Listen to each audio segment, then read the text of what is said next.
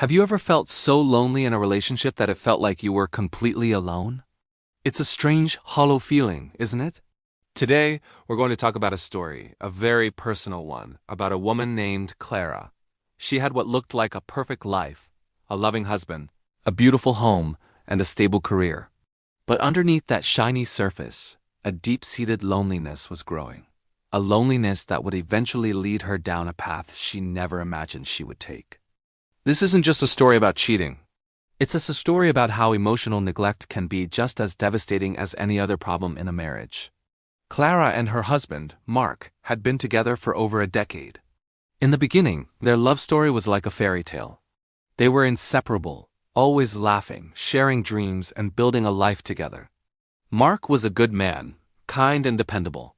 He worked hard to provide for them, often taking long hours at his demanding job. Clara appreciated his dedication, she really did. But as the years went on, his work became his entire world. The man who used to come home excited to share his day with her now came home exhausted, his mind still at the office. Their evenings fell into a predictable, silent routine. Dinner in front of the TV, a few tired questions about each other's day, and then an early bedtime. The vibrant connection they once shared had faded into a comfortable, yet distant, coexistence. Clara tried to reconnect. She suggested date nights, weekend getaways, or even just turning off the TV and talking. But Mark was always too tired, too stressed, or had an early morning meeting. He'd pat her hand and say, "Soon, babe, I promise. Things will calm down at work," but they never did. The loneliness started as a small ache in her chest, but it grew into a constant, heavy presence. She felt invisible in her own home. She would look at Mark, the man she loved, and feel like she was looking at a stranger. He was physically there, but emotionally he was miles away. She started to wonder if he even noticed her anymore. Did he see the new dress she bought? Did he taste the effort she put into cooking his favorite meal? The silence in their home was deafening, filled with all the unspoken words and unshared moments. It was during this period of intense loneliness that David came into her life. He was a new colleague at her workplace, and from their very first conversation, Clara felt a spark she hadn't felt in years. He actually listened to her. He asked about her day and seemed genuinely interested in her answers. He laughed at her jokes and complimented her ideas in meetings. It was simple, basic human connection, but to Clara, it felt like a lifeline in a vast, empty ocean. Their work-related coffees turned into longer lunches. They talked about everything and nothing: books, movies, their childhoods, their dreams. With David, Clara felt seen. She felt vibrant and interesting again. She started to put more effort into her appearance, not for Mark, but for the thrill of seeing David's appreciative smile. She knew it was a dangerous line she was crossing, but the attention was addictive. It was filling a void that had been growing inside her for years. She told herself it was just a friendship. "We're just friends," she'd repeat in her head, a mantra to soothe her guilt. But she couldn't deny the fluttering in her stomach when he texted, or the way her heart raced when he brushed his hand against hers. David was everything Mark wasn't at that moment: present, engaged, and attentive. He made her feel alive, and she mistook that feeling for love. One evening, after a particularly stressful week, David invited her for a drink after work. One drink turned into two, and soon they were sharing their deepest frustrations. Clara found herself pouring her heart out about her lonely marriage. David listened with empathy, his eyes never leaving hers. He told her she deserved to be happy, to be cherished. In that moment, surrounded by his warmth and understanding, the inevitable happened. They crossed the line. The affair began. It was a whirlwind of secret meetings, sullen moments, and intense emotions. For a few hours each week, Clara could escape her silent home and feel desired, wanted, and adored. She convinced herself she was in love with David. How could she not be? He was the one who saw her, who listened to her, who made her feel like the most important person in the world. This, she thought, must be what true love feels like. But the guilt was a constant shadow. Every time she came home to Mark, her heart would ache. He was still the same kind, dependable man, just absent. He was oblivious to her betrayal, still lost in his world of work. Sometimes a wave of disgust would wash over her. What was she doing? She was destroying the life they had built together, betraying a man who, in his own way, still loved her. The double life started to take its toll. The lies became more elaborate, the excuses more frequent. The thrill of the affair began to fade, replaced by a constant state of anxiety. She wasn't happy. In fact, she was more miserable than ever. She was caught between two worlds, belonging to neither. The loneliness she had tried to escape had now multiplied, because now she was hiding a part of herself from everyone.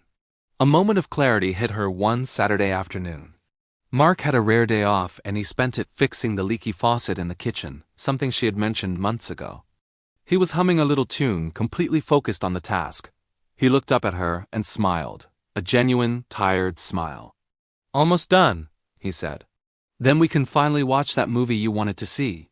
In that simple, domestic moment, Clara saw it all. She saw the man she had married, the man who showed his love not with grand gestures or poetic words, but with quiet acts of service. She realized her affair with David wasn't love. It was a desperate attempt to fill a void. David wasn't her soulmate. He was a symptom of a problem in her marriage. The love she felt for him was really just a craving for validation and attention. It was a temporary fix for the chronic pain of loneliness. She had been so focused on what she wasn't getting from Mark that she failed to see what she still had. Breaking things off with David was hard, but necessary. The real challenge, however, was facing her own marriage. She knew she had two choices. She could confess everything and risk blowing up her life, or she could try to fix the foundation of her marriage without revealing the affair. She chose to confess. She owed Mark the truth, no matter how painful it was. The conversation was the hardest thing she had ever done. Mark's reaction was a mixture of shock, betrayal, and deep, profound hurt. The perfect life they had built shattered into a million pieces on their living room floor. There were tears, shouting, and long, agonizing silences. For weeks, it seemed like their marriage was over. Mark moved into the guest room, and the home that was once just quiet was now filled with heavy, painful tension. But in the midst of all that pain, something unexpected happened. They started to talk. Really talk for the first time in years. Clara explained the crushing loneliness she had felt, not as an excuse for her actions, but as a reason. Mark, for his part, finally admitted how he had buried himself in work, using it as an escape from pressures he didn't know how to handle. He had failed to see that in providing for their future, he had neglected their present. The path to healing was long and incredibly difficult. It involved therapy, both individual and as a couple. It required rebuilding trust from scratch, a process that took months of patience, honesty, and forgiveness. There were many times when it felt easier to just give up and walk away. But they both realized that beneath the hurt and the betrayal, there was still a flicker of the love that had brought them together in the first place. They decided that love was worth fighting for. Clara's story is a powerful reminder that loneliness within a relationship can be a destructive force. It's a silent problem that can lead people to make choices they never thought they would. It shows that infidelity is often not about a lack of love for a partner, but a symptom of deeper, unaddressed issues like emotional distance and a lack of connection. It is a call to action for all of us in relationships to not just be physically present, but emotionally present too. To listen, to see, and to make our partners feel valued and heard. What do you think? Could you ever forgive a partner in this situation?